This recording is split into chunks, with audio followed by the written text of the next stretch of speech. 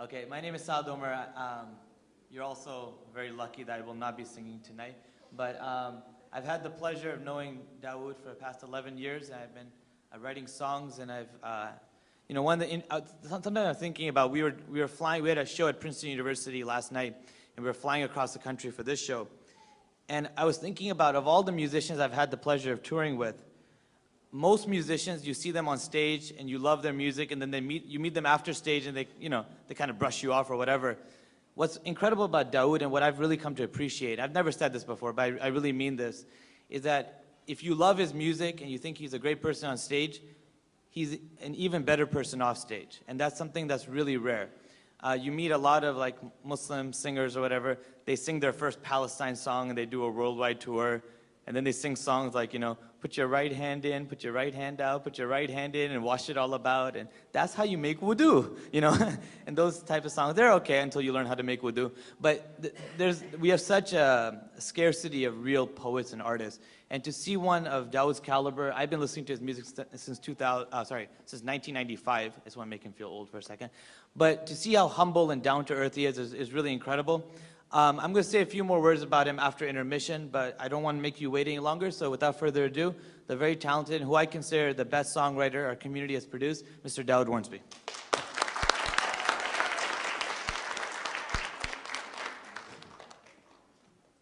Thank you, Saad. Assalamu alaikum. Welcome. Greetings of peace, and thanks for being here tonight, everybody. It's my first time in Portland, and as soon as we got off the plane, we were like, we love this city. It's really got a vibe. We've heard a lot about Oregon before, but man, what a really nice place you've got to live. You should be very happy that you're here. And I'm happy I'm here, and I'm happy you're here, because you could be anywhere else tonight on a Saturday night, and you chose to be here, and that really means a lot to me, so thank you. And I'll start off with a fable-esque little song. Anybody know what a fable is? Any of the younger folks in the audience know what a fable is? This is going to be somewhat of an interactive evening as well, too, so please don't sit on your hands. I know there's a lot of young people in the audience as well, a lot of young students from the school here locally, so I'm going to be getting you to help me out a lot during tonight. So I need to ask you, what is a fable? What was that? Sort of a fairy tale, yeah. It's usually a story about something that isn't real, but it might be true. It means that it's got a bit of a moral or a lesson in it. And it's a story about a group of people who... we don't read about them in any scriptures in the Quran or the Bible or anything, but they're a group of people that I still think do exist in the world sometimes, and I call them the people of the boxes. The story goes like this. There were once some people who all saw their lives like empty boxes. They looked around the world, collecting up the things they liked. They filled their lives in boxes with the goodies that they gathered, and they all felt in control, content, and they all felt all right. They climbed inside their boxes. They settled with their trinkets. They neither looked nor learned much more and closed their lids up tight. Once they fastened up their boxes, they smiled there inside, and they all thought in their darkness that the world was clear and bright. But the world is not a box. There's no lid, no doors, no cardboard flaps or locks. And everything in nature, from the clouds to the rocks, is a piece of the puzzle of the purpose of mankind. It's a piece of the peace that we'll find. Along came a wandering wise man, whispering such words of truth, who stumbled on these boxes so separate side by side. He knocked upon the first one, saying, "Please come out and feel the day." An answer came from deep within, "You're not of us, please go away." He approached the second box and tapped thrice on the lid, saying, "Peace to you inside, shall I show you a new way?" Someone peeked out from a crack and said, "You may just have a point, but it's so comfy in my box. In my box here I will stay." But the world is not a box. There's no lid, no doors, no cardboard flaps or locks. And everything in nature, from the clouds to the rocks, is a piece of the puzzle of the purpose of mankind. It's a piece of the peace that we'll find. He approached the final box. A hiding face peeked out at him And much to his surprise, he said, I recognize those eyes. I see you and you see me. Why not come out and be free? Faith and flowers wilt and die if they're hidden from the sky. 'Cause the world is not a box. There's no lid, no doors, no cardboard flaps or locks. And everything in nature from the clouds to the rocks is a piece of the puzzle of the purpose of mankind. It's a piece of the peace that we'll find. Now centuries lie between all the prophets and you and I. Civilizations are born and die each and every day. We see good and bad and happy, sad, and mad mistakes we wish we hadn't made in our attempt to try and live up to their way. But if we hide ourselves away, afraid to grow and learn, we might wake up in the flames of the ignorance that burns, and we'll never be much more than only casualties of war in a struggle we can't win if we have no faith to begin. We've got to tip the lid and let some sunlight in. 'Cause the world is not a box. There's no lid, no doors, no cardboard flaps or locks. And everything in nature from the clouds to the rocks is a piece of the puzzle of the purpose of mankind. It's a piece of the peace that we'll find. 'Cause everything in nature from the clouds to the rocks is a piece of the puzzle of the purpose of mankind. It's a piece of the peace that we'll find.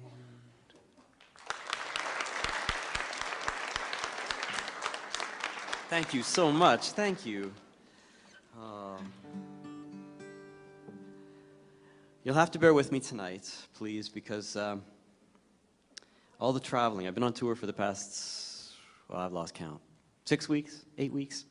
And it's wonderful being on tour. You get to meet a lot of wonderful audiences and a lot of wonderful people, and get to shake hands with a lot of wonderful people and a lot of wonderful children, and you carry a lot of hand sanitizer in your pocket, especially when you got OCD like me. It's like, how you doing? Nice to meet you. How you doing? Nice to meet you. But it still doesn't help. I picked up a virus along the way somewhere. So I'm singing tonight, and to me, it sounds like I'm singing underwater. So I hope for you it doesn't sound that way, but you have to bear with me. I love traveling around, especially in a country like the United States, because every audience is so unique and so different. And I've been visiting a lot of schools as well. And as I mentioned, when I first came in here, I saw a lot of younger people from the local Islamic school, I'm guessing.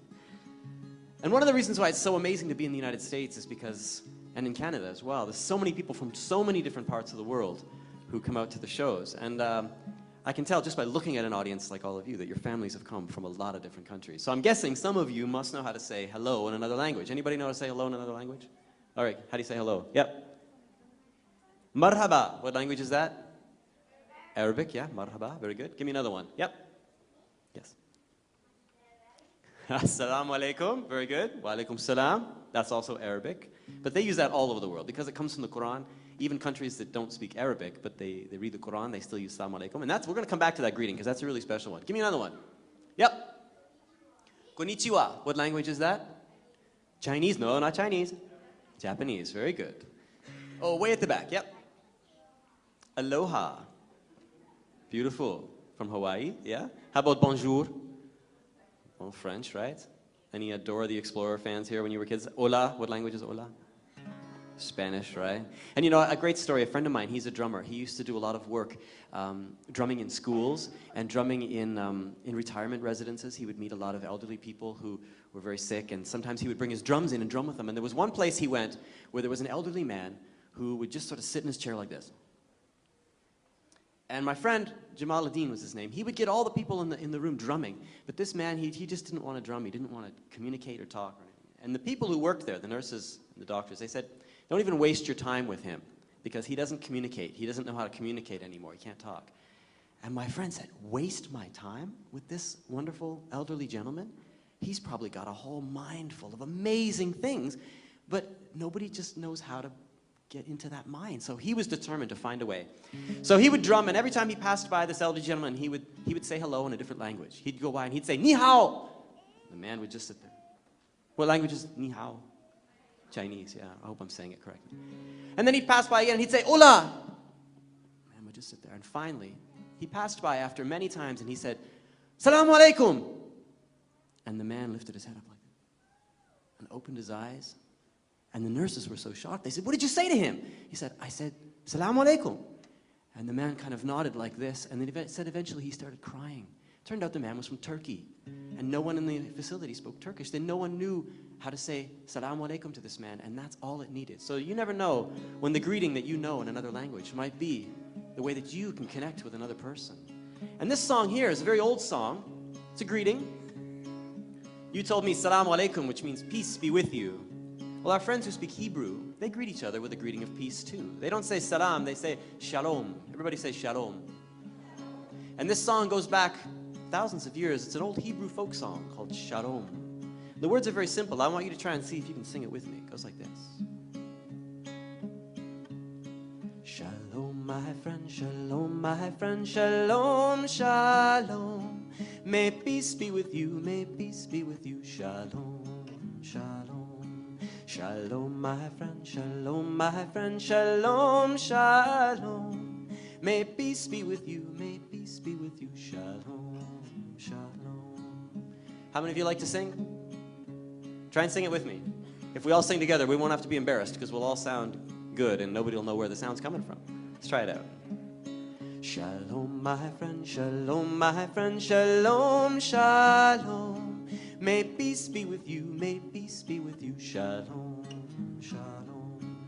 Shalom, my friend, shalom, my friend, shalom, shalom. May peace be with you, may peace be with you, shalom, shalom. Beautiful. Now, as you know, the Hebrew language and the Hebrew culture is kind of a sister language and a sister culture to the Arab language and the Arab culture. A lot of similarities in the history and the prophets and the past that we share. So I thought it might be cool to take this old Hebrew melody, Shalom, my friend, mash it together gently with those Arabic words, Assalamu alaikum, that we use to greet each other often. And when you do, it's kind of like bridging those two cultures, bridging those two traditions, bridging those two peoples and communities. It sounds like this. Assalamu alaikum, alaikum assalam. I greet you with the greeting of peace and a shake of your hand. Assalamu alaikum, alaikum assalam. I greet you with peace of peace to spread throughout the land. As we look toward the time we have left, as we try to do what's right, I will greet you with peace when I see you, my friend. Peace through day till night. Try it with me. Assalamu alaikum, alaikum assalam. I greet you with the greeting of peace and a shake of your hand. Assalamu alaikum, alaikum assalam. I greet you with peace of peace to spread throughout the land. Good. As we look to our friends and we look to our left, as we look to our dreams turning right, I will greet you with peace when I see you, my friend, and a smile of light will ignite. Here we go. Assalamu alaikum, alaikum assalam. I greet you with the greeting of peace and a shake of your hand. Assalamu alaikum, alaikum assalam. I greet you with peace of peace to spread throughout the land. Shalom, my friend, shalom, my friend, shalom, shalom. May peace be with you, may peace be with you, shalom, shalom. Shalom, my friend, shalom, my friend, shalom, shalom. May peace be with you, may peace be with you, shalom, shalom, shalom, shalom, shalom, salam, shalom. Thank you. Lovely. Oh, those of you who sang, thank you so much. You have beautiful singing voices. You know, singing is a wonderful way of bringing people together. When I visit the schools, I love to remind the young people, especially, always in hopes that they'll go home and remind their parents, that, you know, our bodies are a lot like a pop bottle. You know, when you shake a pop bottle up and you pop the lid, what happens? explodes, right? Because there's all that gas inside. Well, we've got all of our experiences, our emotions, happiness, sadness, anger, all of these things packed inside of us. And a lot of times, the adult world wants us to keep those feelings inside, right? If you just show up at work on Monday morning and start singing in your office, what's going to happen? Yeah, weird a lot of people out. Or if you just come to school and you start screaming and yelling at your teacher, what's going to happen? You're going to get in trouble. If you just show up at the grocery store one day and sit down in the middle of the floor and start crying, what might people say to you? Crazy? Yeah, that's right. So we learn to pack our feelings inside, and before you know it, we end up being like a lot of the robots in the world we see that walk around very much, like this all the time. I'm going to work today. Now I'm going to Walmart. Back and forth like this. And then when somebody cuts us off on the highway, what do? Get out of my way, you idiot! We explode. We can't be that way. We have to be people that let our feelings out in the right way, and music has that power to bring us together so that we can let those feelings out in the right way. So those of you who sang, thank you. And this song, like a lot of my music, I don't write specifically for young people or for older people. I grew up in a time back in the 70s when we were on the heels of the folk music movement here in America. And my parents, in those days there wasn't like kids music and grown-up music. Right? Like now you've got like Babies R Us and Toys R Us and Mattresses R Us and Mercedes R Us and everything's so compartmentalized. But it seems like life was a lot simpler even 40 years ago. And my parents used to listen to just music, Music was music. The words were what drew you in. And I remember growing up on music by people like Pete Seeger and Johnny Denver and people who just sang about life. And this song here is, to me, kind of one of those songs. It uses that word salam, which means peace, right? But it talks about how we need to bring our communities and our world together. Find some more peace in our communities and in our families and in our schools. And the reason why I love singing this one in the schools is because I like to remind the young people that peace doesn't start with the grown-ups. In fact, put up your hand, my younger friends in the audience here, put up your hand if you ever watch the news with your parents. A lot of you do. How does it make you feel when you watch the news?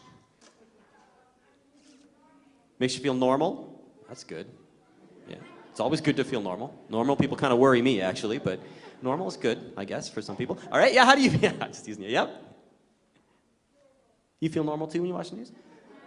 How about grown-ups? Do you feel normal when you watch the news? No. Grown-ups, how do you feel when you watch the news? Depressed. Everybody all at one time. Dude, that's why we live in Portland. Yeah. Because you don't have to be depressed here. Yeah, it is depressing. Because when you look around the world and you see all the problems that are going on in the world, the wars, the fighting, ecological disaster, who's causing all those problems? Is it young people like you that cause all those problems? No. I know. It must be the grannies, right? Those grannies and grandpas are up to no good. No, it's not the moms and dads and grannies and the kids. It's a lot of grown-ups that go to school the way all of us do. We learn how to read and write and count. We learn how to get along. But then when they get out of school, they always remember how to read and write and count, especially count. But when it comes to getting along with other people, they seem to forget that most important thing. So when we're kids, we get in trouble. Somebody says, go to your room. Anybody ever been told, go to your room? Yeah? Husbands, you ever been told, go to your room? Yeah. Well, there's a lot of kings and queens and presidents that I like to phone up and say, hello, Mr. President. Go to your room. So this song's dedicated to them. Salam, neighbor, hi, let's get together, you and I. A new day's just begun. You call the rain, I'll call the sun, and we can sing, and we can splash, we can shine down on the grass. Believe in make-believe long as we can. Hi, neighbor, salam. I think dandelions roar with beauty. I think being free is my duty. We got to take a chance, fly by the seat of our proverbial pants. There's so much we can do out in this world, me and you. There's so much we can improve if you dig my drift, if you catch my groove. Salam, neighbor, hi, let's get together, you and I. A new day's just begun. You call the rain, I'll call the sun, and we can sing, and we can splash, we can shine down on the grass. Believe in make-believe long as we can. Hi, neighbor, salam. There's a lot of growing-ups who should be sent up to their rooms and told they must stay there until they learn they can play fair. And there's a lot of kids like me, and there's a lot of folks like you who know kindness and trust make friends like 1 + 1 make 2. Oh, hi, neighbor, salam. Let's grab a picnic lunch and scram. We can go out near the trees. You bring the bread, I'll bring the cheese. You beat the drum, I'll sing the song, and the forest will sing along. We'll watch parades of birds and clouds and ants pass by. Salam, neighbor, hi. Let's keep that clapping going. Salam, neighbor, hi. Let's get together, you and I. Good. A new day's just begun. You call the rain, I'll call the sun, and we can sing and we can splash. We can shine down on the grass. Believe in make-believe long as we can. Hi, neighbor, salam. Oh, hi, neighbor, salam. Thank you so much. Thank you.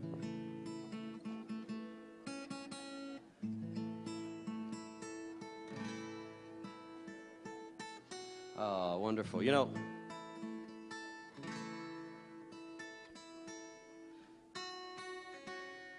there we go. No, we don't.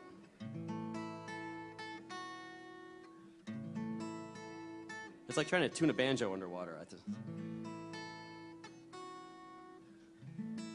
There we go. Yeah, I find that that salam, that peace that we always hear people talking about in the world, comes to me a lot more easily when I'm out in nature, out in the world around me. And I lived in Colorado for a while, for many years actually, and it's not too different from Oregon here. People are smiling there, a little more content, because they tend to be a little closer to nature in Colorado. People tend to like to get outdoors more and do more hiking and kayaking and so forth. So this is a song that it's called Outseeing the Fields. It's a little bit about trying to get back to nature to find that peace. And there's a line in the song which mentions picking up my shoes and flying out the door. Sometimes we get pushed to the point in our lives where, you know, we might break if we don't make a change. And I think there's a lot of people in the world I meet when I'm traveling on airplanes and when I visit different cities, a lot of people who are at that breaking point where they really want to make changes in their lives. And sometimes they're afraid to make those changes. Sometimes they don't know how to make those changes. And I think it's always important for us to be constantly looking for ways to get back to that truer sense of who we are, especially if we feel like we're getting off track. And that's a little bit of what the song's about.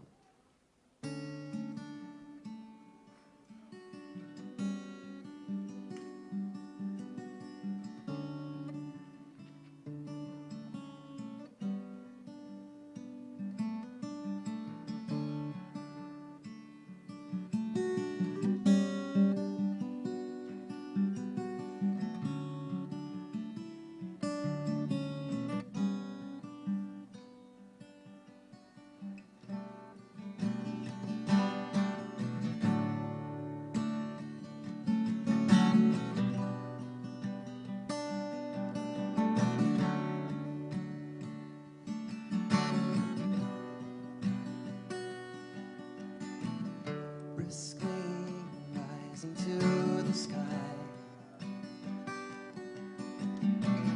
cold clouds rushing past, flying hopes to never land. Night, stretching out my hand, seeing the fields. What is a dream? Can you tell me what is real? And everyone else is home in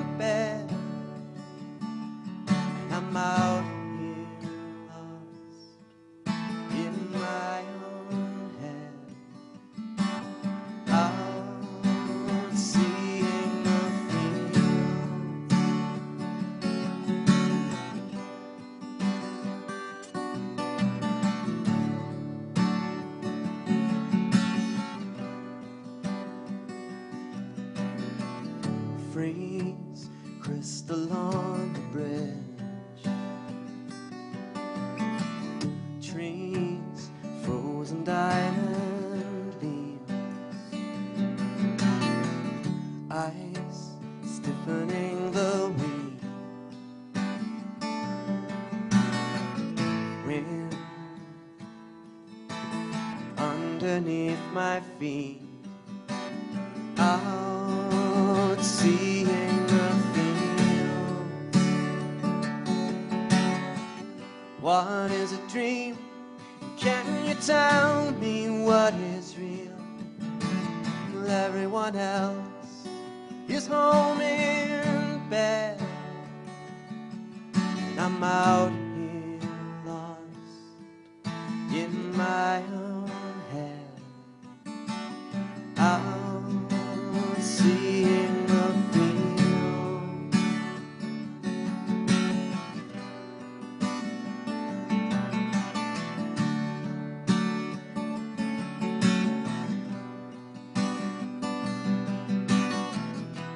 I only feel close to you when I'm under open sky. I only feel guided when I'm free to question why. Only when I smell the earth upon my face will I ever be free to fly from this place. Out seeing the field, leaving the place I thought was home before. Picking up my shoes and I'm flying out the door. Can't seem to want to go back there anymore. So I'm out seeing the fields.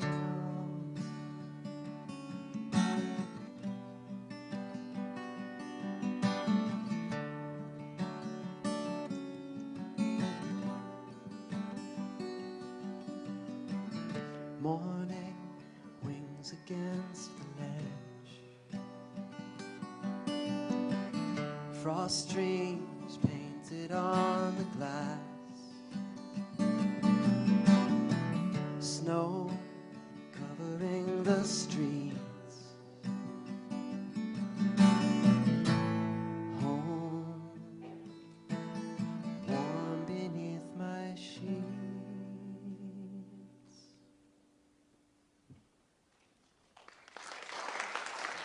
Thank you so much. Thank you.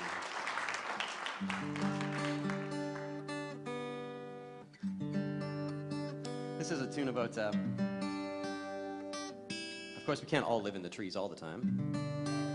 My wife's grandfather is always saying to me, "Daoud, why do you want to be such a hermit?" Saying, well, it's not so much about being a hermit and being out in the wilderness all the time. You know, I think communities are great. We need people, right? That's our species, right? So we need to get along. But I'm a real believer that communities, smaller communities, that cities are kind of unnatural to me. I find that urbanization has taken a lot out of us. And it's hard enough to just get along with those people that are in our own household. I mean, I'm sure many of you have been in those circumstances where you've got someone you love, maybe it's your spouse or your children or your mom or your dad or a partner that you love each other, but you get into those discussions and you start to disagree, right?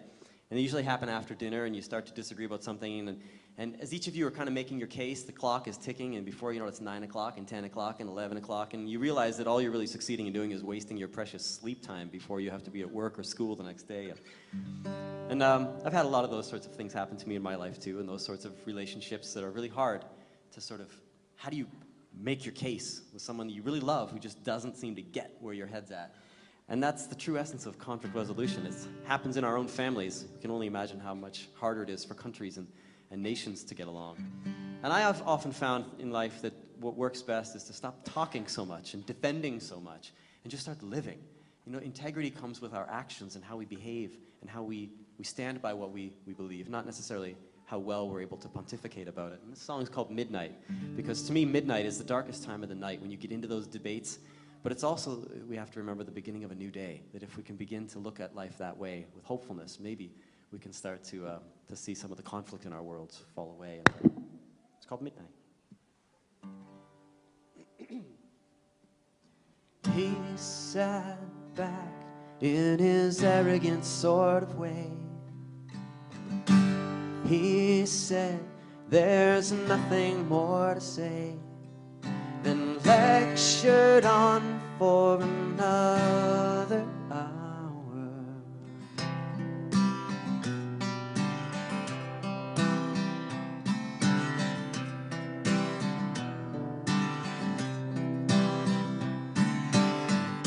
She said everything was fine. She said she didn't like to whine, then cried on for another hour.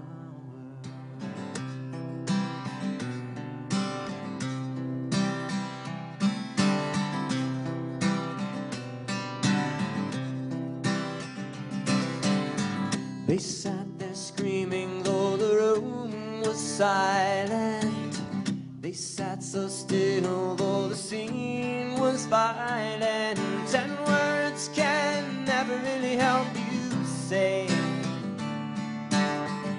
what you want them to anyway. And words can never really help you see what you really want to be. He took a last sip of cold tea.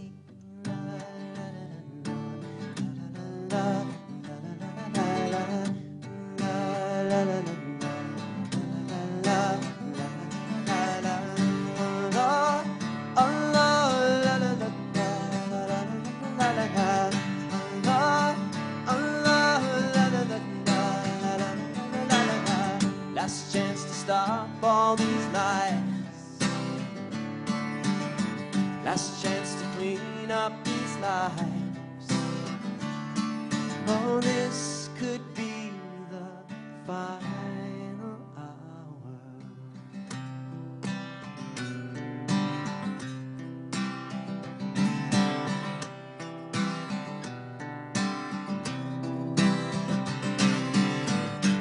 This could be the final hour. Or this could be the finest hour.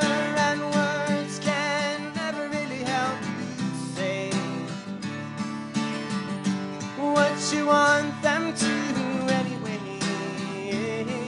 And words can never really help you see what you really want to be. He took a last sip of cold tea. La la la la la la la la la. Allah, Allah, la la la la la la la la la. Allah, Allah, la la la la.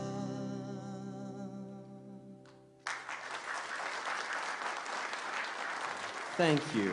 Thanks.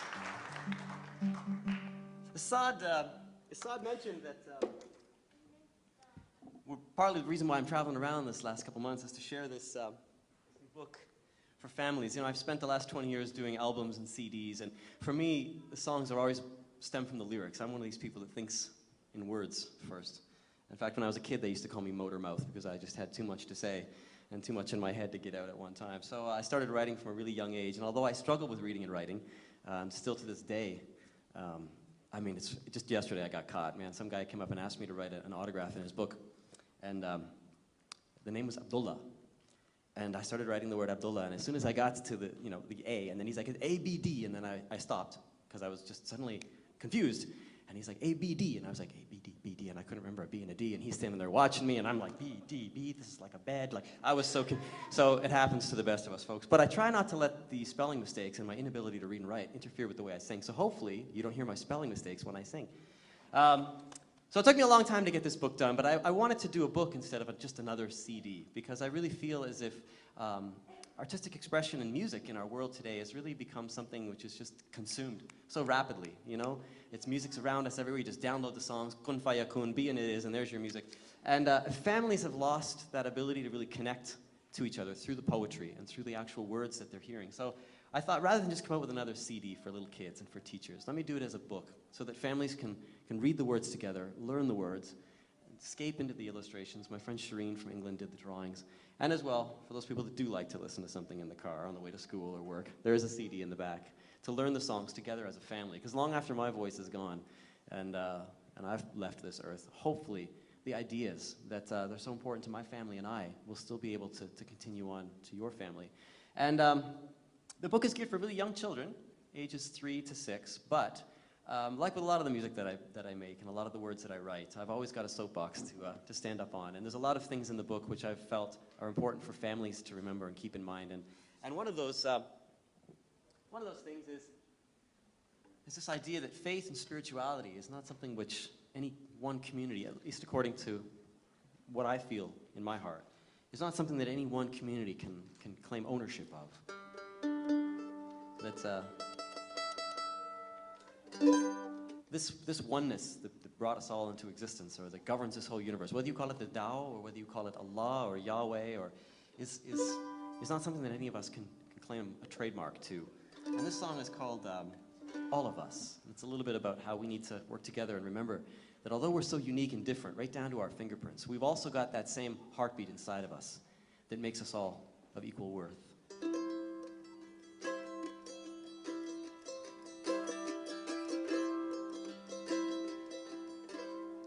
All of us ride in the same bus,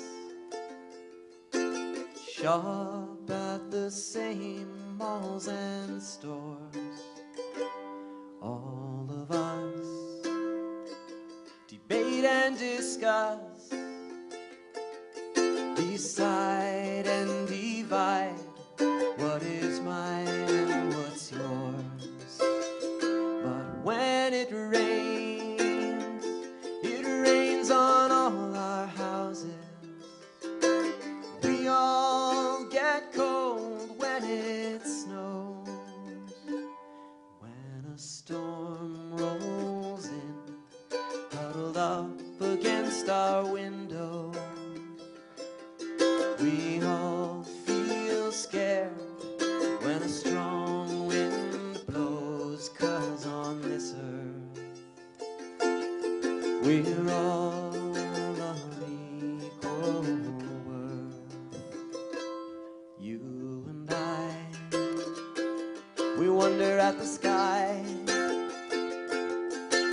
call God a different name as we try, learn and long to fly. You and I are so differently the same. We squint our eyes when the sun shines on the water, swim the way a river flows. And as we all get older, pricked by thorns to smell life's rose, we all feel sad when someone we love goes, 'cause on this earth we're all of equal worth as we try, learn and long to fly. Well, on this earth we're all of equal worth.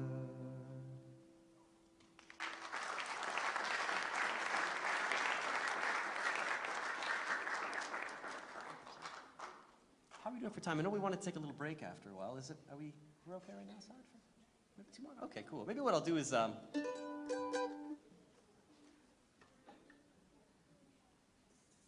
have to share one of the songs with you that I wrote for this book, because it's really a family effort. I wanted to, when I did this recording, I have a lot of teachers and parents that often write me and say, can you write a song about this, or can you write a song about that, or write a song about adoption? And I always throw it right back at people and say, you know, why don't you write it? Because a lot of times I find people really underestimate their own ability to write and record, and especially young children. When I started writing songs, especially releasing them in the Muslim community, maybe 15, 20 years ago, there wasn't much out there for Muslim children. And I would get letters back from young people saying, oh, here's a song I wrote, and here's an idea that I have. After 20 years, we started to see a lot of music companies come up and, you know, Muslim record companies, very similar to the Christian pop scene in a lot of ways. And now I get letters from young people saying, do you make a lot of money being a, you know, a Muslim singer? And, you know, all this. You know, so unfortunately, the children have lost that innocence and that strength of character to be able to say, look, I can do this myself. So when I did this album, I really wanted to set an example for parents and teachers and young people to say, you can do it. In fact, the CD that's at the back of the album here, or back of the book, normally CDs, you know, of 10 songs can cost upwards of $50,000. I mean, $100,000, a lot of money, right? Yes, sir. Sorry? Plain words. Plain words? Yes. Write them down. Exactly. It's plain words. Write them down. That's all it takes. It's you know, it's something as simple as just knowing how to use the pen. And for an album like this, I did it on my own laptop computer. I used my iMac at home and a microphone. My daughters helped me. My wife helped me. The budget of this CD was $0. And there's 30 songs. So to be able to do something like this for your own community, for your own family, it's about your creativity and your passion. And one of the songs in the book here, actually when I had my friend Shireen do the drawings, I sent her some pictures of my family so you could see that she tried to make some of the characters in the book look just like my wife and I. And this is a song I wrote for my daughter. She was kind of confused one day because she saw my beard and she said, Abba, what's in your beard? I said, oh man, did I get some rice stuck in there again or what's going on? And she said, no, were you eating sugar donuts? I said, sugar donuts, why? What color is my beard?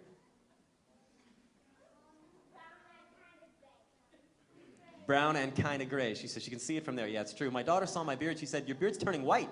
Why? I said, because I'm getting old. She said, you're getting old? Who's going to take care of me? I said, don't worry, I got a few years left in me, but I wrote her this song to sort of explain to her why my beard was turning white. It's called My Father's Beard.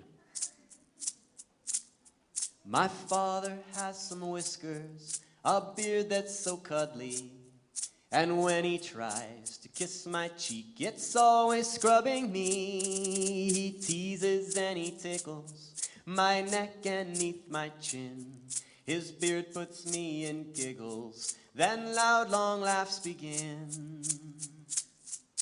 Within his wispy whiskers, I've noticed something new. Sprouting between the brown ones, white hairs are poking through. He says his beard is changing from brown to wintry white, that each new strand of silver is like a bit of light. He says the more he loves me, the more his love will show. For as his love gets stronger, the more white hairs will grow.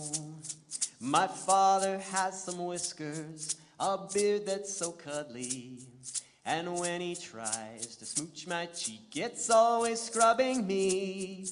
He teases and he tickles my neck and 'neath my chin. His beard puts me in giggles, then loud long laughs begin. Now, oh, thank you. Thank you. Thank you so much. You know, but that answer really helped my daughter better understand why my beard was turning white. But then she said to me, yeah, but Abba, what's that thing on your head? I said, oh, my head, my hair. What's she? Whoa, look at that! Wow! Yeah, it's true. I'm going bald. A few years ago, I noticed that my hair going down the sink in the morning with my self-esteem. And, oh. Man, do you have to put the camera on that? Is that? Look at that. I've never seen an angle like that before. Well, anyway. So I had to try and explain to my daughter why my hair was falling out too. I said, well, Beti, you know, the thing of it is, I travel away from home so much, singing, and I'm away from home a good 6 months of the year sporadically, you know. And I said, when I'm away, I miss you and your sister so much. And I think about you, and I think about you, and I think about you, and I think about you, and my brain gets hotter and hotter and hotter until, you know what? My hair falls out. And she was really happy with this explanation too, though it didn't do much for my self-esteem, until the day was when she wanted to ride on my shoulders. A lot of younger friends of mine, do you remember when your parents used to lift you up and put you up on their shoulders, give you a ride? Yeah. Fun times, huh? Well, my daughter loves it. So I picked her up, I lifted her up on my shoulders, and she was so happy that I was giving her a ride, she wanted to give me a kiss, and the only place she could find to give me a kiss was Right there. That's right. So that's today. Gentlemen, don't worry. It's not really baldness. What it is, it's not a bald spot. It's a target for kisses. My father has some whiskers, a beard that's so cuddly. And when he tries to smooch my cheek, it's always scrubbing me. He teases and he tickles my neck and neath my chin. His beard puts me in giggles, then loud, long laughs begin. Thank you so much. Thank you. So these are the types of songs that are in the book for you and your young families. Songs about bullying. There's songs about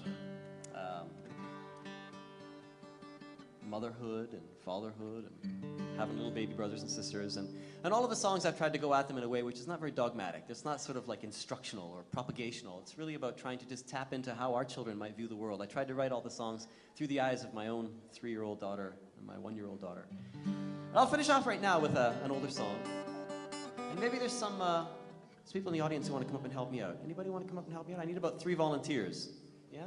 How about this guy here in the striped shirt? You can come down. This young lady in the pink coat? You can come on down. And how about this young girl in the red sweater with the pink headband? You can come down.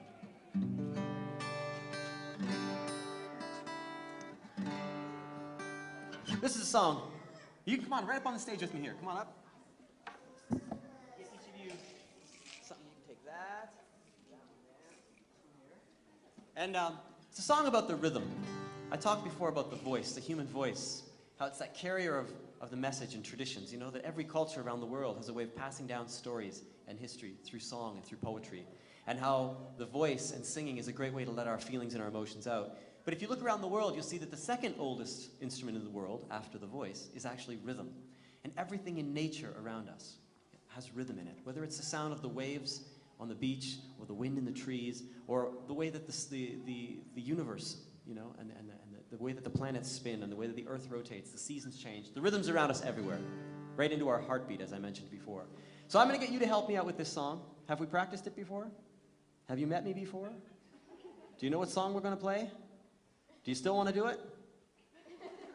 That tells me that they've got a really good community behind them that makes them feel safe enough. So give yourselves a round of applause. This song is called The Rhythm of Surrender. And the thing with music is it's not so much about how you play, it's about how well you hear and listen. So I'm going to get the rhythm going on the guitar. I want you to feel that rhythm, and then just join in. Whatever feels right to you. There's no right or wrong way. Whatever feels right to you, you'll pick up that beat. And you can help us out, too, with a little bit of snapping or clapping. It's called The Rhythm of Surrender. Here's the beat. It goes like this. That's it. See? Can you hear the rhythm of all creation, the rhythm of the clapping of the thunder and the rain? Can you see the rhythm of all creation, the lightning and the leaves and the seasons as they change?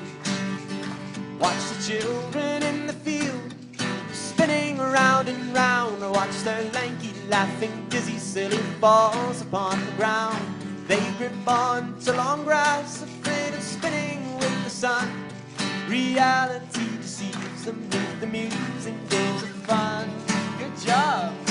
Oh, oh, oh. Can you hear the rhythm of all creation, the rhythm of the clapping of the thunder and the rain? Can you see the rhythm of all creation, the lightning and the leaves and the seasons as they change? Watch the grown-ups all twirling with the clock throughout the day. See them spinning through the hours while the time hands tick away. They try to grip the world as they would catch a falling knife. Reality deceives them beneath the musing games of life. Oh, oh, oh, can you hear the rhythm of a lost creation, the rhythm of the clapping of the thunder and the rain? Can you see the rhythm of all creation, the lightning and the leaves and the seasons as they change? The rhythm of our world beats in surrender and in time. Our blood and our breathing testify.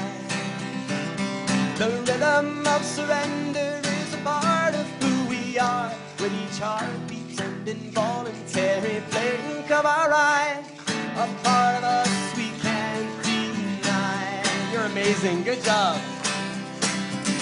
And you hear the rhythm of a lost creation, the rhythm of the clapping of the thunder and the rain. Can you see the rhythm of all creation, the lightning and the leaves and the seasons as they change? Can you hear the rhythm of all creation, the storm against the sand and the pulsating waves? Can you see the rhythm of all creation, the rhythm of the children running wind upon the graves?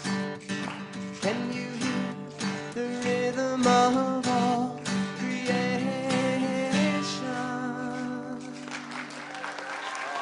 Good job. Weren't they amazing? MashaAllah. Excellent. Thank you so much. We're going to take a little break for about 10, 15 minutes, 10 minutes probably, and we'll come back for a little bit more singing.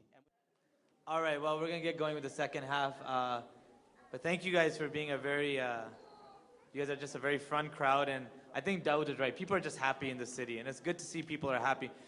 Last night, we had a nice show, but it was in Princeton. And people were kind of a little stiffer there. And they used the word esoteric many times in a day. And that was nice. But it's just cool to be around people that use normal language and there's no pretension. Pretension maybe, never mind. Anyways, so we're gonna get going with the second half. One thing I want to say about Dawood, though, I didn't say it before. Anybody know the poet Allama Iqbal? Raise your hand. All right, cool. If you're Pakistani and you don't have your hand up, just put it up anyway so you don't feel weird when I say the next thing. He's the guy who envisioned Pakistan, and he's the greatest poet of India and Pakistan, maybe outside of Ghalib. And he has this great poem where it's called A Letter to the Muslim Ummah. And Iqbal writes in that poem, he says that, and he wrote it in Farsi, but it was translated into English. He says that my role as a poet is that I tear myself apart so I can put a mirror in front of you.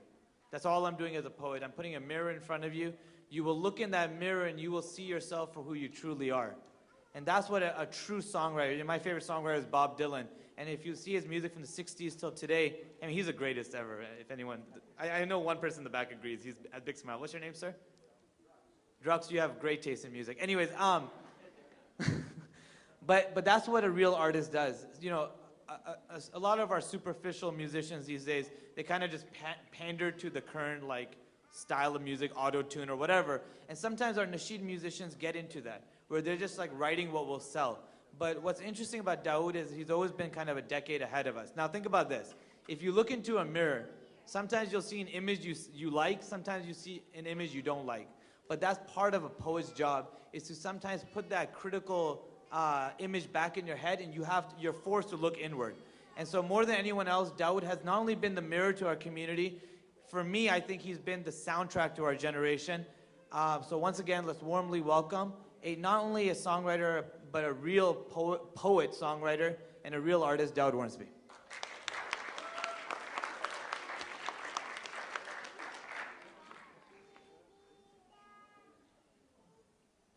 Thank you, Saad. Assalamu alaikum. Welcome back. I really don't ask him to do that every 20 minutes, you know? I was sitting there thinking, every 20 minutes he comes up here and bigs me up. It's pretty, but thanks. I appreciate it. So is my brother going to come up and sing with me or not? Now's your chance. The moment, he left the room. I'm going to do the song for him, and he left the room. He'll come, inshallah, come running. This is my background is from the British Isles. The only other musician in my family was my grandfather, who was a bagpiper. And so I wrote this song. When I wrote this song many years ago, it was kind of from that Celtic background that I have, you know, where the voice and the percussion are really the rudimentary instruments of the tribe. And the song's called Sing, Children of the World.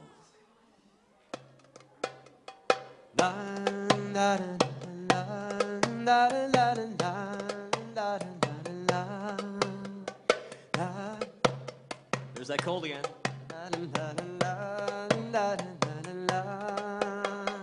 Walking through the crowded streets of a market in Morocco, sitting on a smiling camel in the desert of Arabia, chasing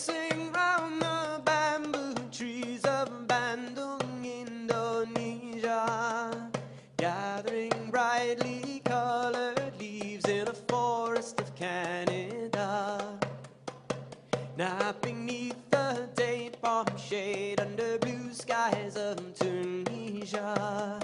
Freeing kites into the night from a rooftop in Pakistan. Planting rows of beans and maize on a small farm in Uganda. Laying back to count the stars from somewhere in Afghanistan.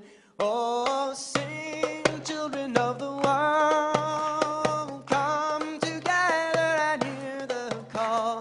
Sing, children of the world, our youth will unite us all. Sing, children of the world, come together and hear the call. Sing, children of the world, the truth will unite us all. Subhanallah walhamdulillah wallahu akbar. Subhanallah walhamdulillah wallahu akbar. La la la la la la la la la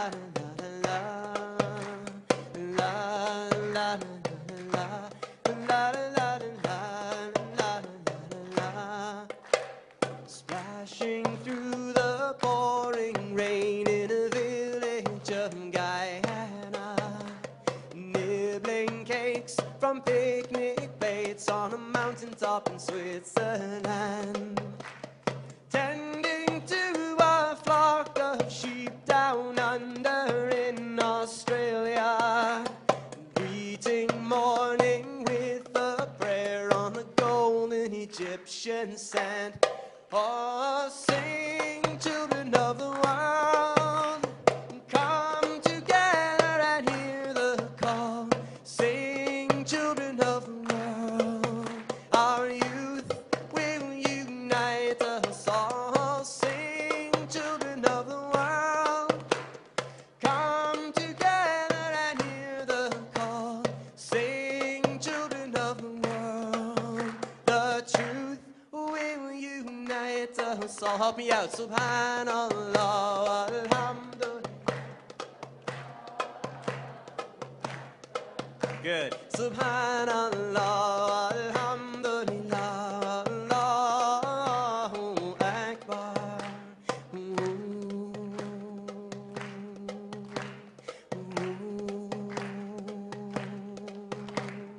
Crying himself to sleep with no hope left for dreaming, begging in the burning sun, holding out her hand, arms held tightly on his ears to muffle his parents screaming, sitting where her house once stood, trying hard to understand. See the children of the world, all the children of the world. Sing for the children of the world and pray for the children of the world.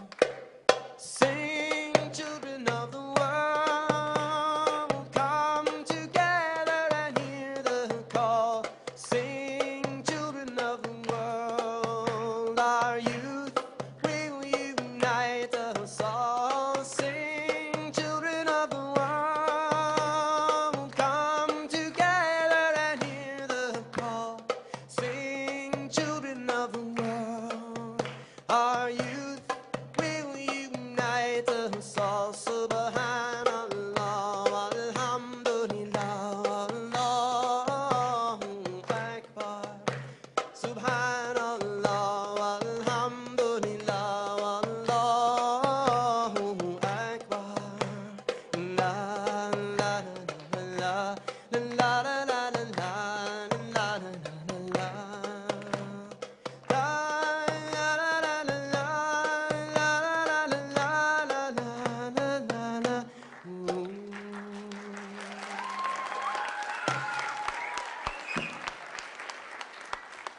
Thank you so much. Thank you. I I'm so excited, to be able to. We've been using the book throughout the tour for communities like yourselves to purchase it in bulk and then use it as a fundraising tool. And it's something that's just kind of evolved by accident. And so we're really excited your community has done that. And I think they've sold out as well. So thanks for helping to support this project, support your own community, support the kids. And for those of you who did pick up a copy of the book, I mentioned a little earlier about some of the topics in here. And one of the topics that's really important to me in recent years is the idea of trying to live simply. When I was 20 years old, I made the plan in my mind. I said, by the time I'm 30, I want to learn how to grow my own vegetables, farm my own bees, stitch my own clothes, and be able to live simply and just write and be able to really enjoy the experience of living. And a few things kind of took me off track. I hadn't factored in marriage and family and children and all of that. So I got a little 10 years kind of off kilter. But then about 3 years ago, my wife and I said we're kind of ready to get back on that path. And we moved to Pakistan, northern Pakistan. And my wife's family is from Pakistan, and her grandmother started a school there about 25 years ago. And now there's over 1,000 students. And we really wanted to be close to that initiative so that we could really make sure that ideologically the school keeps moving forward in the way that her grandmother envisioned. Her grandmother is now 89 and still goes into the school and cracks the whip to make sure that people are keeping in line. But she needs a little help, and so that's why my wife wanted to go there. And I thought it would be a wonderful opportunity to get back on track of trying to live simply. So I spend most of my time at home with my daughters and doing laundry and planting things and trying to well, there's no real formal recycling there, as we have in America. In America, I find there's a lot of recycling, but that just encourages people to buy more, right? So that they figure they can just buy more because they can recycle it. Over there's no garbage collection, very informal recycling. So it's a question of whatever you bring in the house, you got to dispose of somehow. And it's been really fun for my daughters and I to learn how to reuse things and make that a bit of an adventure. And a lot of those sorts of ideas have found their way into this book. Living simply, trying to get close to nature and get back to the world, get back to earth, get our feet back on the ground. And one of the things which my wife noted is that we have a rose tree in our yard. Anybody here got a rose tree in their garden? Anybody got a rose bush? Yeah. Some of the younger people in the audience, have you noticed anything interesting about roses? What do roses do when it rains? Have you ever noticed what a rose flower does when it rains? It closes, exactly. I can't find the song. It's in there, so you can maybe follow along with me on this one. Oh, it's right at the beginning. It's called The Rose. Roses close up when it rains. And my wife pointed out to me that, a lot of people are the same way. Because a lot of people, when they are in a new environment or they meet new people or someone who's different, they get afraid, they close up. Now, if you saw a rose bush in the rain, you might think it was kind of a peculiar-looking little shrub, just a stick in the ground with thorns all over it. It doesn't look very beautiful at all. You might kind of think it was actually very ugly.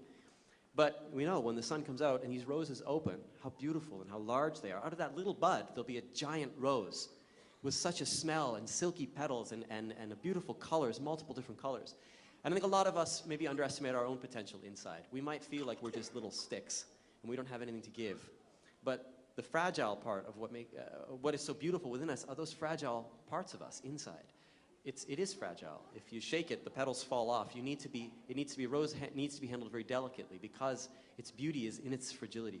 So this song here is a little bit about that. It's called The Rose.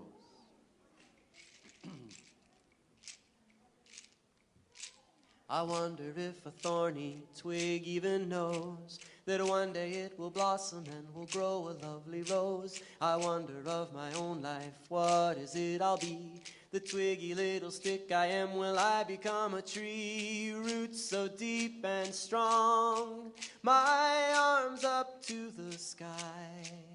Bring cool shade, sweet fruits and flowers to those who pass me by. God gives us choices to grow in better ways. Our best is yet to come as long as we wake to new days. So though today I'm small, there will come an hour. Tomorrow may be my day to blossom, bloom and flower if it's meant to be. And God wills it for me. I will beautify this world like a rose bush or fruit tree. I wonder if a thorny twig even knows that one day it will blossom and will grow a lovely rose. I wonder of my own life, what is it I'll be? The twiggy little stick I am, will I become a tree? Roots so deep and strong, my arms up to the sky. Bring cool shade, sweet fruits and flowers to those who pass me by. God gives us choices to grow in better ways. Our best is yet to come as long as we wake to new days. So though today I'm small, there will come an hour.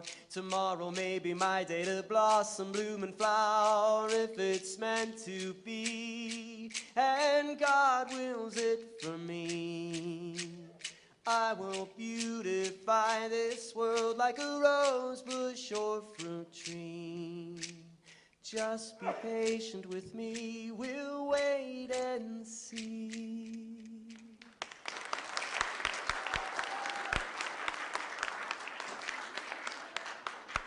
Thank you so much. There's another song in there you can look up, those of you who've got the book on your lap. It's called Dear Mr. Crow. And the reason I wrote this song is because where I live in Pakistan, it's not a very big city. It's actually sort of a valley town. And we have lots of beautiful sounds. You know, when we're at home, all we really hear, we have a lot of goats, a lot of sheep, a lot of, call them bants. Bants would be, anybody speaks Urdu, bants, like buffalo, like water buffaloes. And a lot of birds. And one of the crows, which is very popular in our neighborhood, are crows. Now, any of my younger friends in the audience, have you heard crows before? What do crows sound like? Yeah. Give me a crow sound. Exactly. They sound kind of like, in fact, they almost sound like they're laughing sarcastically, right? And I've been out on the terrace many times and had my daughter say to me, Abhi, what are they laughing at? And I've thought about that long and hard. For a while, I thought maybe it was my bald spot, but I realized, no, that, you know, where we live, we do hear a lot of sheep and goats and cows and things, but we also hear sounds like this sometimes.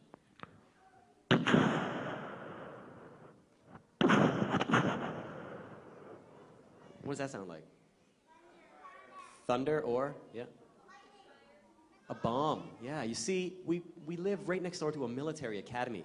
This is a school where they teach soldiers how to fight and how to use guns. And I often think it's a little strange that while I'm out on my terrace practicing my instrument of music, there are other young men who are being taught how to use instruments of war. And, you know, being somebody who follows the Quran and has for many years, I've run into a lot of debate in the Muslim community about instruments. People say, are instruments lawful or are they unlawful? Do they lead us away from Allah? Well, I've got a very simple way of answering the question. I say, you know what? When the scholars of theology and faith and religion around the world can come to a common consensus that instruments of war, like guns and bombs and tanks, are religiously unlawful, then I'll take their opinions about guitars and instruments a little bit more seriously. This song is called Dear Mr. Crow.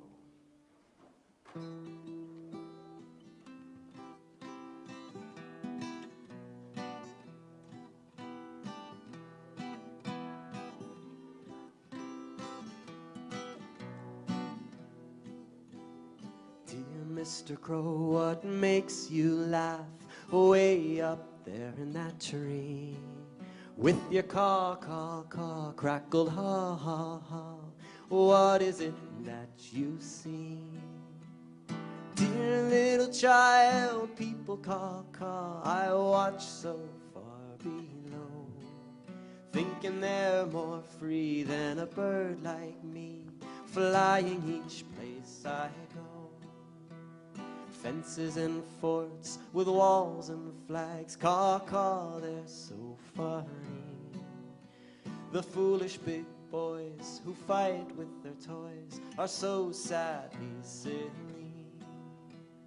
Dear little child, I'll tell you now, caw, caw, it's just my view.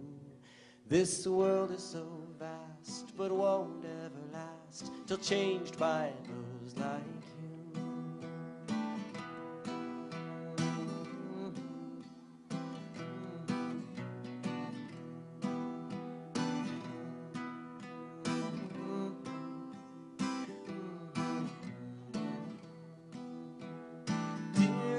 Child, I'll tell you now, caw, caw, it's just my view. This world is so vast, but won't ever last till changed by those like you. This world is so vast, but won't ever last till changed by those like you. Thank you.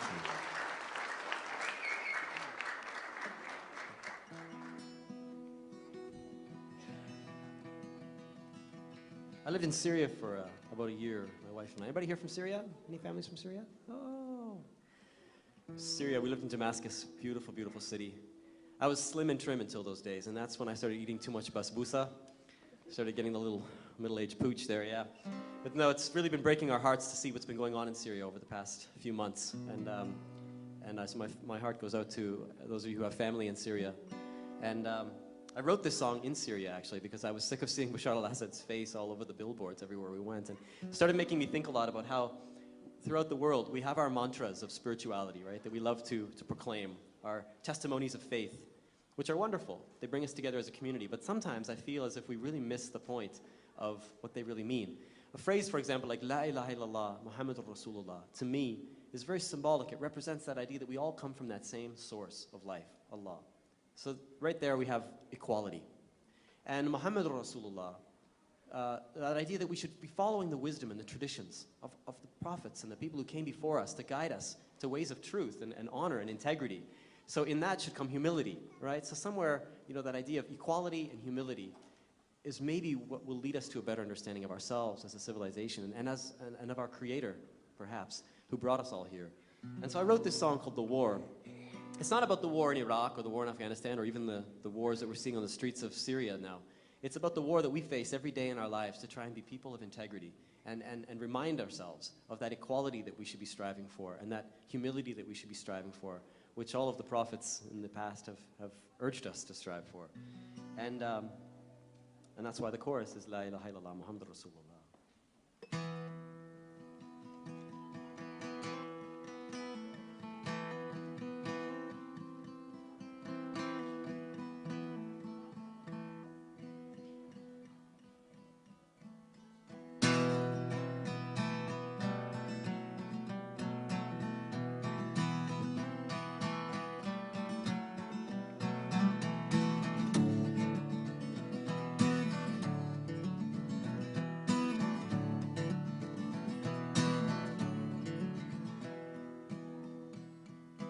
Turn our faces to our Mecca of the market before dawn. Our prophet speaks to us, counted once the sun is gone. What do we hope to gain? Work our hands and spirits raw.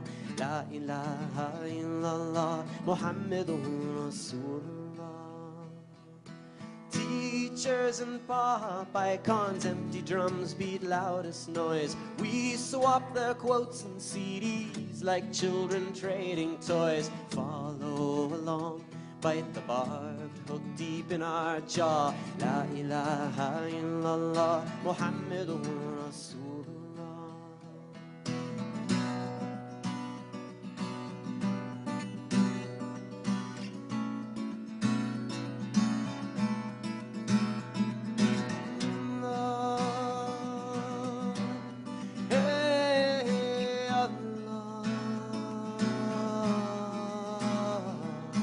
Pictures of politicians preen across our TV screens. Pretentious plaques and posters stain our minds and magazines. Promises a burning match, igniting dreams of straw. La ilaha illallah Muhammadur Rasulullah.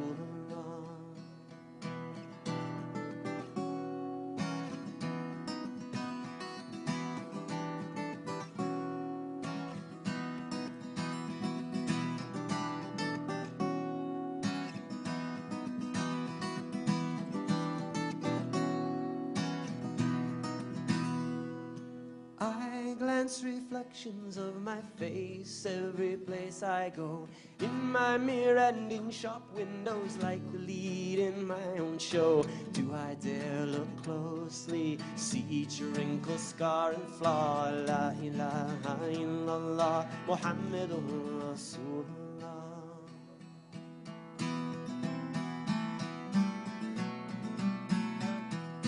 La ilaha illallah Muhammadur Rasulullah.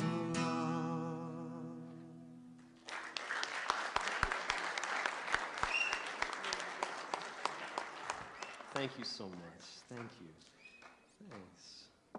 I'll finish off with a couple more. It's been so good to be with you here tonight, and thank you for sharing these songs with me. And thanks as well. Thanks to Emily, and I'm sorry I didn't get to our cameraman's name, but thanks to Emily for helping out with the sound. Big round of applause for our tech crew.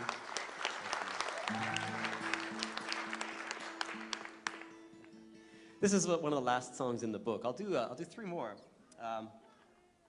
This one here is one of the last ones in the book, which I wrote, as I mentioned, a lot of these I wrote for my daughters. And one of the things I think we went into when we are teachers or parents is that we feel it's our duty or our privilege or our honor to impart knowledge onto the younger generation. And I didn't really do too well in school because I would often see my teachers with that attitude. And then when I would see them in the parking lot after school, or I would see the way that I was often sort of felt like, hey, they're just people like me, you know?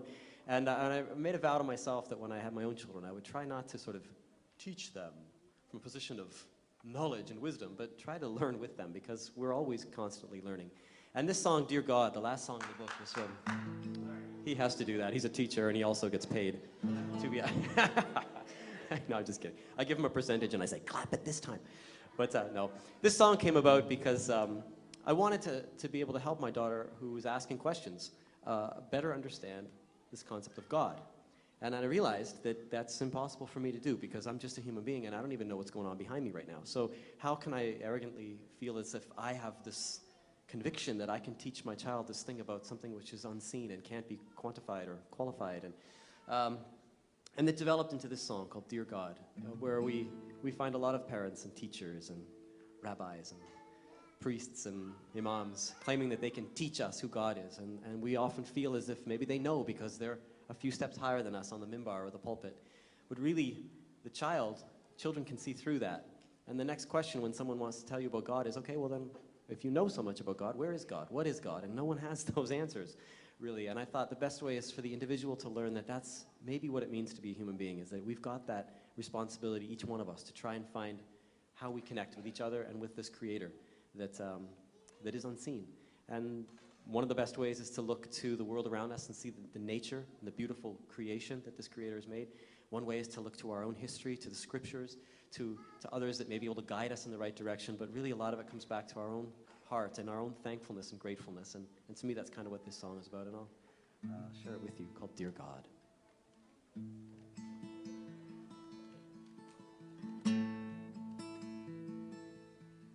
Dear God, I've heard your name from teachers, family, and friends. You made the universe, and so we'll live on when it ends. But everyone I know admits they've never seen your face. They're not sure where you live and have no map to the place. I thought perhaps a letter or a postcard could be mailed. Since I didn't have your address, that idea kind of failed. My mom told me that I could talk to you if I just prayed. So God, well, here I am, though I'm not sure just what to say. She said I'd never see you, but she said you're always there. You're never fast asleep, and somehow you're always aware. She said that you'd remember me if I remember you. Said you'd always help me if I ever asked you to. I am just one child you made out of millions, I would guess. I try my best, but sometimes even that turns out a mess. So I'd like you to help me with the stuff that I find tough, like feeling sad and lonely, or like I'm not good enough. I'd gladly pay the debt, somehow give something back to you.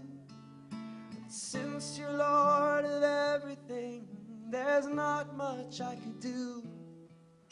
The only thing that comes to mind to make this all seem fair is to thank you and remember that you are always there.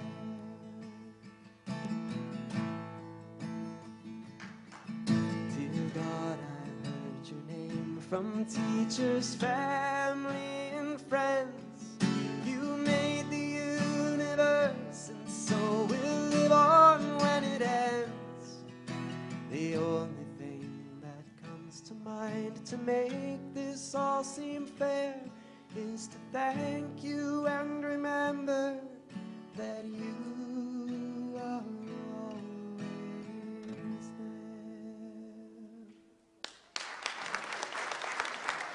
Thank you. Thank you so much.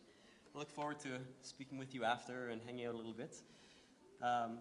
This song maybe doesn't apply so much for Portland, Oregon, but definitely applies for a lot of big cities. I was in England recently, about a year or so ago, visiting my sister-in-law. She lives just in Cambridge. So we were in London together, and one of the biggest cities in the world, London, England. We were there in the train station, the tube station, the underground station, at like 4 o'clock in the afternoon on a Friday night. So if you can imagine, one of the biggest cities in the world, one of the busiest train stations in the world, at one of the busiest times of the day, there were tens of thousands of people around us, everywhere. And I noticed that no one was smiling. And so we tried a bit of experiment. I said to my sister-in-law, I said, okay, let's synchronize our watches for the next 30 minutes. Let's count how many people we see smiling. Anybody want to guess how many people we saw smiling? Yeah. 1, a little bit more than that. 2, a little bit more than that. There was 4. 4 people. Out of all those tens of thousands of people, only 4 people smiling. I thought, man, what happened to all the smiles in the world? So this song came about from that. It's called Piles of Smiles. Somewhere there is a room where there is no gray or gloom. I think it's in Portland. The place is full of light, with teeth all gleaming white, and there are piles of smiles on the ground. Someone misplaced the key, causing global tragedy. Somehow the door, it seems, pinched closed on people's dreams and hid piles of smiles yet to be found. Someday we'll realize, perhaps much to our surprise, the keys to free a smile have been with us all the while. Look for good and spread that good around. All the smiles we set free will get stuck on you and me. The gifts of charity to share so easily. Oh, all the piles of smiles will abound. Somewhere there is a room where there is no gray or gloom. The place is full of light, with teeth all gleaming white. There are piles of smiles on the ground. Someone misplaced the key, causing global tragedy. Somehow the door, it seems, pinched closed on people's dreams and hid piles of smiles yet to be found. Someday we'll realize, perhaps much to our surprise, the keys to free a smile have been with us all the while. Look for good and spread that good around. Oh, all the smiles we set free will get stuck on you and me. Be gifts of charity to share so easily. Oh, all the piles of smiles will astound. Someday we'll see a place where upon each person's face there'll be a smile sign that everybody's fine. And there'll be piles of smiles on the ground. There will be piles of smiles all around. Yes, there'll be piles of smiles all around. Oh, all the piles of smiles will astound.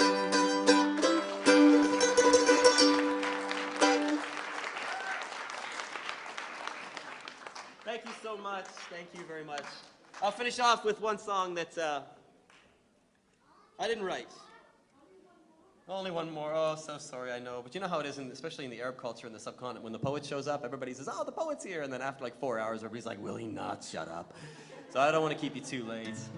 I want to give you a chance to go home and be with your families and maybe talk about the songs a little bit, or sing in the car on the way home, or yeah, just reflect upon the night. It's no fun when we go to a concert and we leave kind of pumped up and then we just get home and fall asleep. I think it's really nice that we take the energy from an event like this. And that's why I like to keep the house lights up, so that it's not so much as a performance as it is kind of just a time that we can share together. And I'll share this song with you. I didn't write it. It was written by a really popular singer-songwriter here in the States.